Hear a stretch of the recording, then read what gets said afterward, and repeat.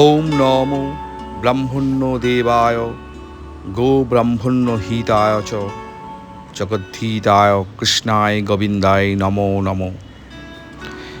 হিন্দু ধর্মে ব্রহ্মা, বিষ্ণু, মহেশ্বর এই তিন দেবতাকে একত্রে ত্রিমূর্তি বলা হয়। ব্রহ্মা হলেন জগতের সৃষ্টিকর্তা, বিষ্ণু হলেন বিশ্ব ব্রহ্মাণ্ডের প্রতিপালক, মহেশ্বর শিবকে ধ্বংসের প্রতীক রূপে কল্পনা করা হয়। এর মধ্যে ভগবান বিষ্ণু বৈষ্ণব সম্প্রদায়ের মুখ্য আরাধ্য দেবতা। বিশ্বে যখনই কোনো মহাসংকট দেখা দিয়েছে, মানুষকে উদ্ধার করতে তিনি বিভিন্ন অবতারে আবির্ভূত হয়েছেন। মনে করা হয় বিষ্ণু ইতিমধ্যেই 9 বার নানান অবতারে পৃথিবীতে আবির্ভূত হয়েছেন। জগন্নাথ দেবকে বিষ্ণুর অবতার বলেই মনে করে থাকেন অনেকে।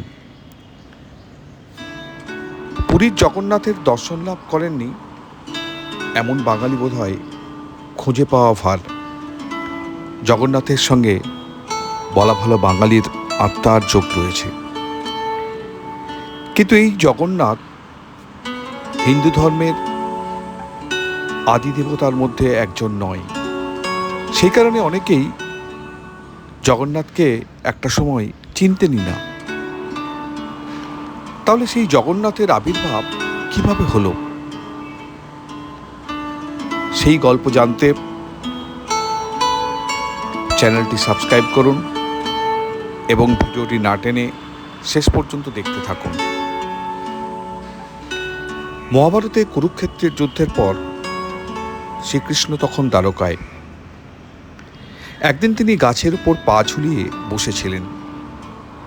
সেই সময় জরা নামে এক শবর ভুল করে তাকে তীর নিক্ষেপ করে বসলেন। বাণের আঘাতে দেহত্যাগ করলেন শ্রীকৃষ্ণ। তারপর তিনি বৈকুণ্ঠ লোকের উদ্দেশ্যে যাত্রা শুরু করলেন। শ্রীকৃষ্ণের মৃত্যুর খবর পেয়ে অর্জুন তড়িঘড়ি দ্বারকায় ছুটে গেলেন। নিজে দাঁড়িয়ে থেকে শ্রীকৃষ্ণের দেহ সৎকারের ব্যবস্থা করলেন। দেহ সৎকারের সময় অর্জুন দেখলেন গোটা দেহটা পুড়লেও নাভিদেশ কিছুতেই পুড়ছে না। তখনই তিনি ওপর থেকে দৈববাণী শুনতে পেলেন, হে অর্জুন, ইনি সেই পরম ব্রহ্ম। অর্জুন, একে তুমি এখনই সমুদ্রে নিক্ষেপ করো। সমুদ্রেই উনি অনন্তকালের জন্য শয্যাশায়ী হবেন। অর্জুন সেই নির্দেশ অক্ষরে অক্ষরে পালন করলেন। সমুদ্রের ঢেউয়ে ভাসতে ভাসতে ক্রমশ পুরীর দিকে এগোতে থাকল সেই নাভি। সমুদ্র তীর বরাবর তাকে অনুসরণ করতে থাকলেন জরাশবর, যিনি ছিলেন অনার্য। এইভাবে দ্বারকা থেকে হাঁটতে হাঁটতে তিনি এসে পৌঁছলেন পুরীতে। সেখানে আসার পর তিনি একদিন স্বপ্নাদেশ পেলেন। শ্রীকৃষ্ণ তাকে স্বপ্নাদেশে বললেন, কাল ভোরে আমাকে জল থেকে তোলার ব্যবস্থা করো।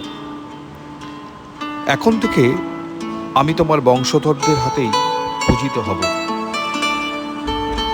তারপর থেকে নীলমাধব রূপে পুজো করতে লাগলেন শবররা। দাপর যুগের পর এলো কলিযুগ। তখন মালব নগরীতে রাজত্ব করতেন সূর্যবংশীয় রাজা ইন্দ্রদুম্ন দেব। মহারাজা উদয়নের পুত্র ইন্দ্রদুম্ন বিষ্ণুর পূজারী ছিলেন। শ্রীকৃষ্ণের দর্শন লাভের জন্য তার মন ব্যাকুল হয়ে উঠছিল। সেই সময় রাজবাড়িতে এক সন্ন্যাসীর আগমন ঘটল। তিনি বিভিন্ন তীর্থক্ষেত্রে ঘুরে বেড়াতেন। নিজের ভ্রমণ কাহিনী শোনাতে গিয়ে একদিন সন্ন্যাসী রাজা ইন্দ্রদুম্নকে বললেন, এখানকারই কোনো পর্বতের গোপন গুহায় ভগবান বিষ্ণু নীলমাধব রূপে শবরদের দ্বারা পূজিত হচ্ছেন। তখনও পর্যন্ত নীলমাধবের কথা কেউ জানতেন না। কিন্তু সন্ন্যাসীর কথা শুনে নীলমাধবের প্রতি আকৃষ্ট হলেন রাজা ইন্দ্রদ্যুম্ন।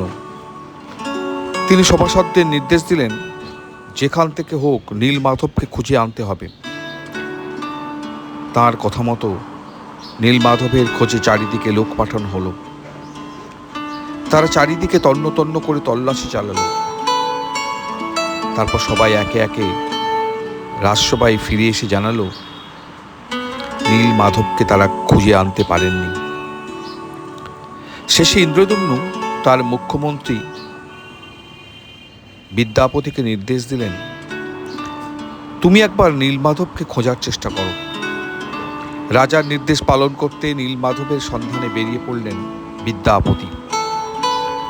নীলমাধবের খোঁজে বেরিয়ে একদিন তিনি জঙ্গলের মধ্যে হাঁটতে হাঁটতে পথ হারিয়ে বসলেন। সেই সময় তার সঙ্গে দেখা হলো এক সুন্দরী শবর কন্যার। তার নাম ললিতা। ঘটনাচক্রে তার বাবা ছিলেন শবর দলপতি বিশ্বা বসু।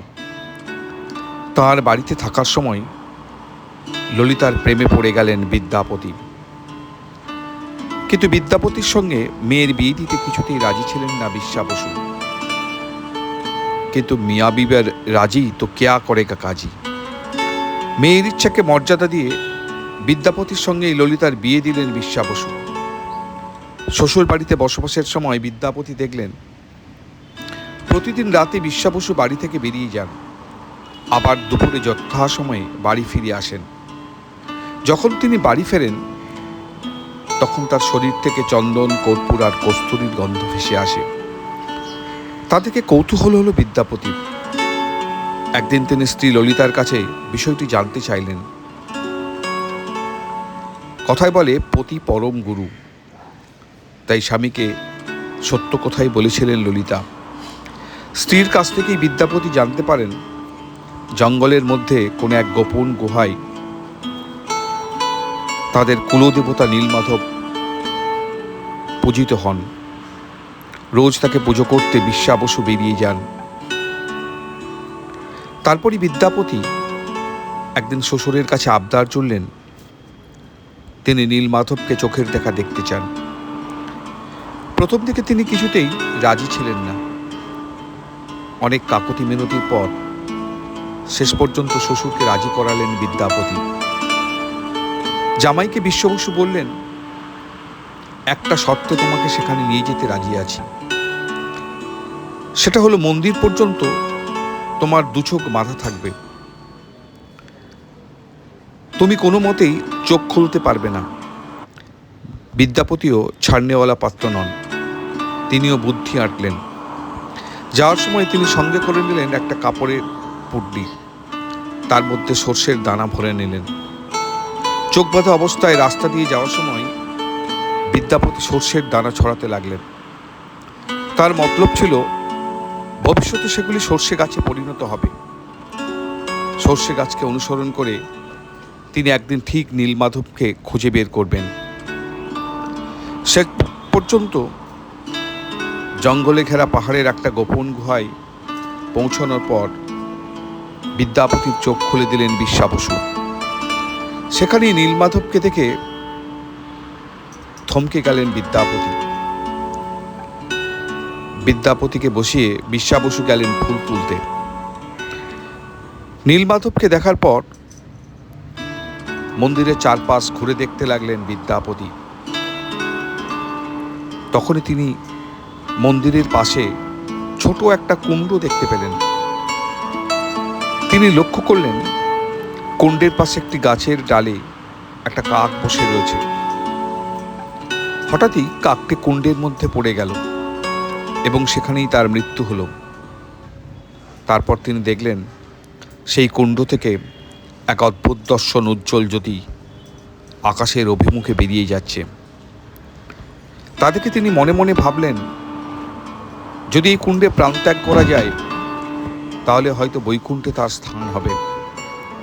সেই লোভে তিনিও কুণ্ডে ঝাঁপ দিতে গেলেন। তখনই তিনি ওপর থেকে দৈববাণী শুনতে পেলেন,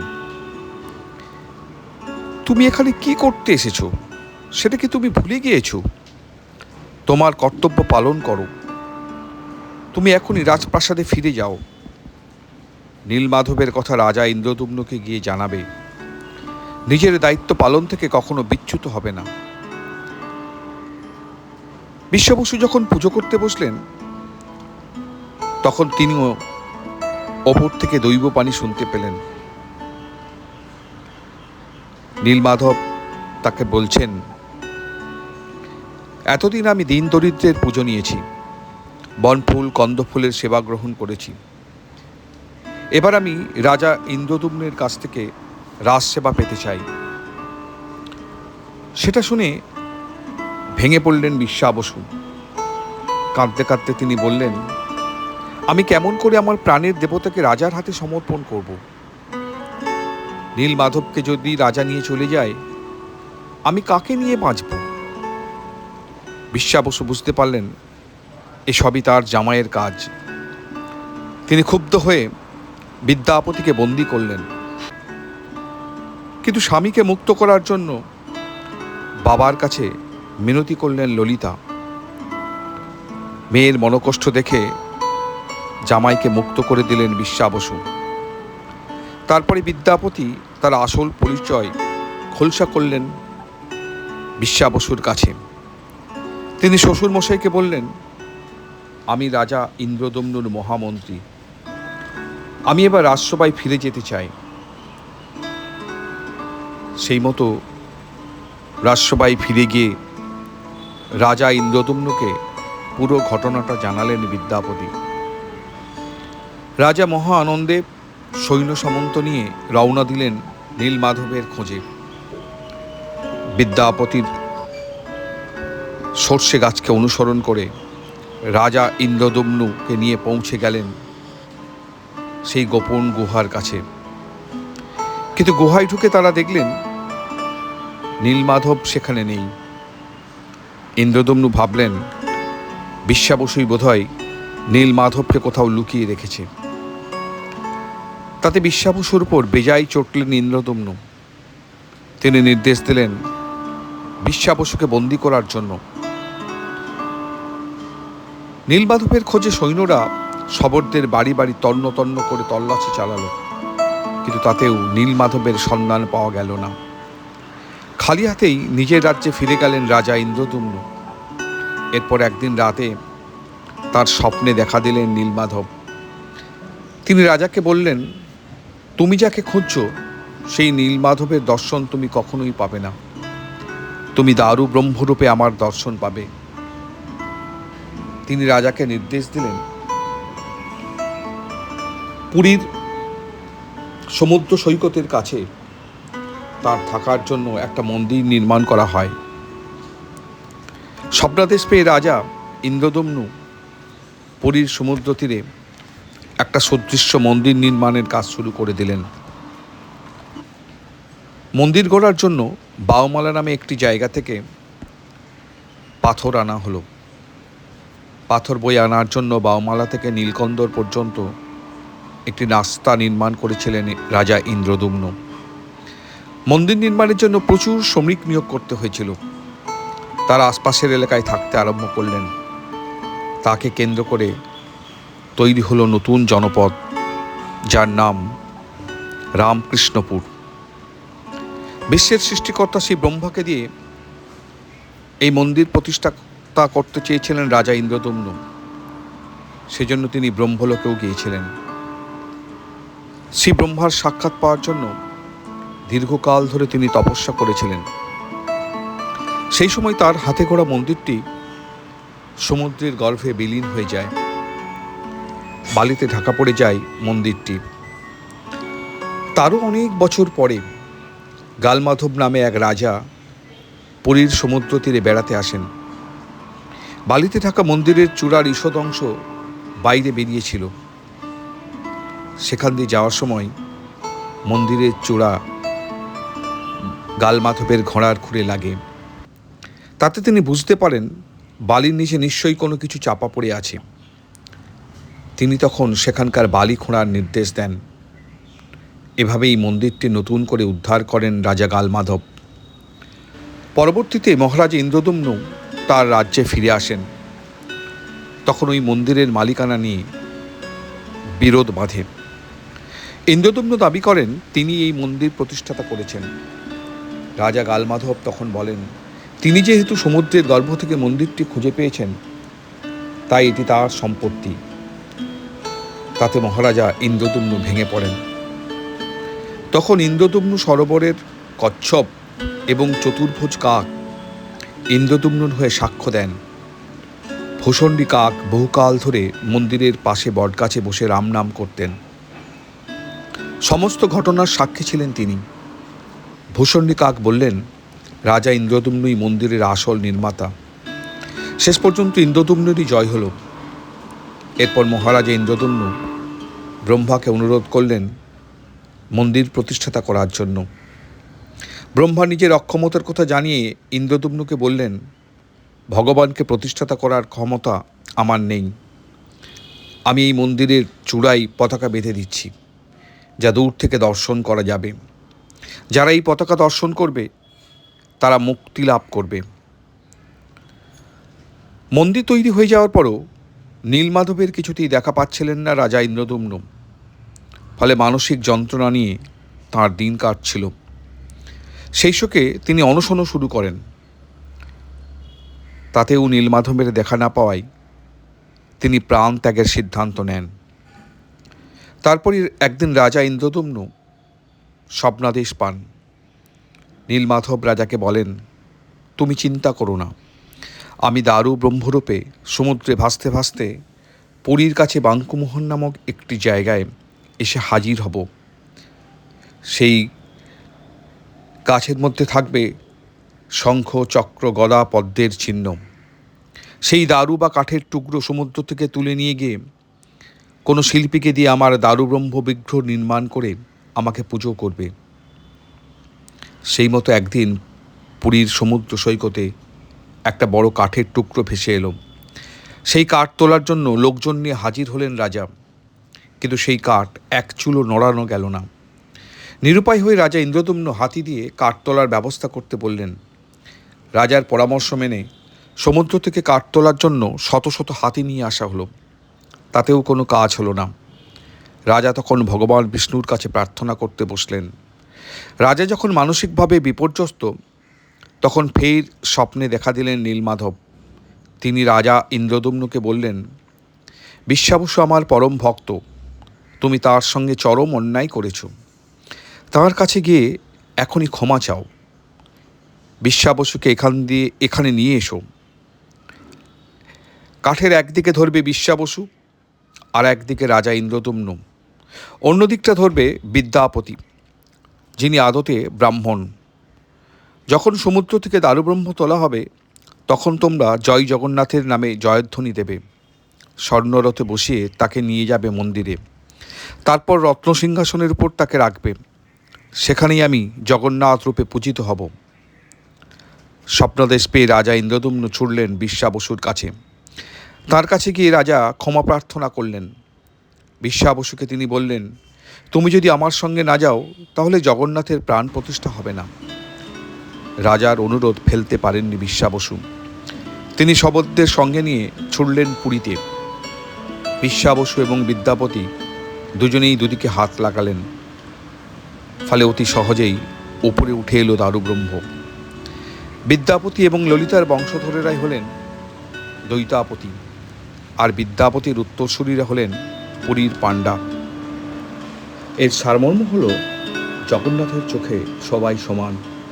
ব্রাহ্মণ, অব্রাহ্মণ, আর্য, অনার্য, উচ্চ, নীচ, কাউকে তিনি আলাদা চোখে দেখেন না। এটাই হিন্দু ধর্মের উদারতা। জয় জগন্নাথ।